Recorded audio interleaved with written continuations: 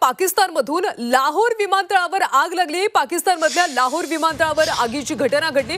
पाकिस्तानमधले लाहोर विमानतळावर आग लागली आणि आगीमुळे सध्या लाहोर विमानतळावरची सर्व उड्डाणे रद्द करण्यात आली। लाहोर विमानतळावर आगीची घटना घडलेली आहे। पाकिस्तानमधल्या लाहोर विमानतळावर भीषण आग लागली आणि या आगीमुळे लाहोर विमानतळावरची आता सर्व उड्डाणे रद्द करण्यात आली।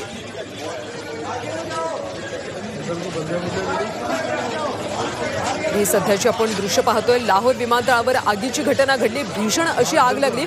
पाकिस्तानच्या लाहोर विमानतळावर आग लागली आणि त्यामुळे सध्या सर्व उड्डाणे रद्द करण्यात आली। प्रवाशांची तिथे सध्या गर्दी पाहायला मिळते। दरम्यान आग नेमकी कशामुळे लागली याची माहिती अद्याप तरी समोर आली नाही। पाकिस्तानच्या लाहोर विमानतळावरची ही आगीची घटना।